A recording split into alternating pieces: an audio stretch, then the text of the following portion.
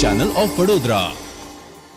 પૂર્વ કાઉન્સિલર અને ભાજપના કારોબારી સભ્ય એવા રાજેશ આર્યના નિવાસસ્થાને દર વર્ષની જેમ આ વર્ષે પણ ગણેશજીની ધામધૂમથી સ્થાપના કરવામાં આવી। દર વર્ષની જેમ આ વર્ષે પૂર્વ કાઉન્સિલર અને ભાજપના કારોબારી સભ્ય રાજેશ આર્યના નિવાસસ્થાને દ્વાસથી ગાજતે શ્રીજીની સ્થાપના કરવામાં આવી હતી। શ્રીજીની સ્થાપનામાં યુવા કાઉન્સિલર શ્રીરંગ આયરે, જીતુ આયરે, દીપક આયરે, રોનક આયરે સહિત આયરે પરિવાર ઉપસ્થિત રહીને ગણેશજીની પૂજા અર્ચના કરી પ્રતિમાને સ્થાપિત કરવામાં આવી હતી।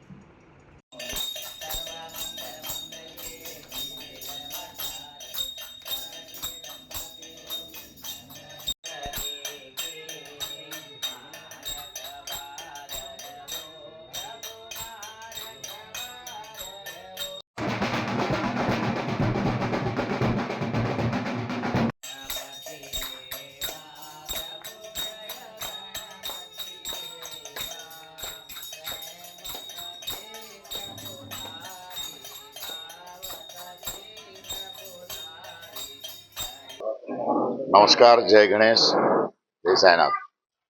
સમગ્ર વડોદરા શહેર અને ભારતભરની અંદર મહારાષ્ટ્ર પછી દરેક જગ્યા પર આજે તો ગુજરાતની અંદર અને વર્ષોથી પોતાના ઘરથી માંડીને મહોલ્લાથી માંડી અને આખા શહેરની અંદર જે રીતનું એક ગણેશ નગરી બની ગયેલી છે।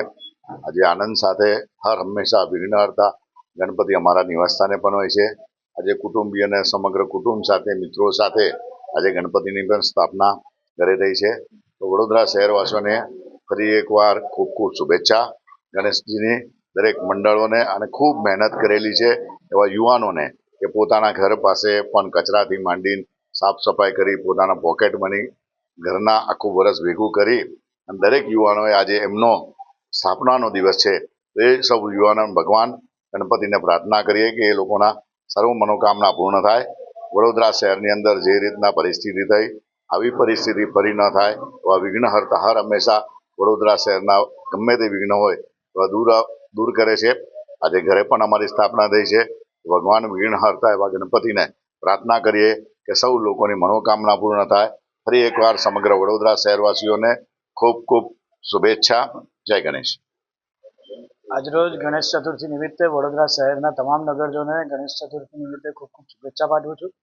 જેવી રીતે વડોદરા શહેર સંસ્કારી નગરી છે, ધર્મપ્રિય નગરી છે અને જ્યારે મહારાષ્ટ્ર પછી જ્યારે વડોદરા શહેર જે ગણેશ સ્થાપન અને ગણેશ આગમનથી લઈને ગણેશ બાપ્પાની મૂર્તિની પ્રતિમાની ભક્તિથી લઈને તમામ લોકો જ્યારે જોડાયેલા હોય ત્યારે તમામ વડોદરા શહેરના તમામ એ મંડળોને તેમજ તમામ નગરજનોને આજના દિવસે શુભેચ્છા પાઠવું છું।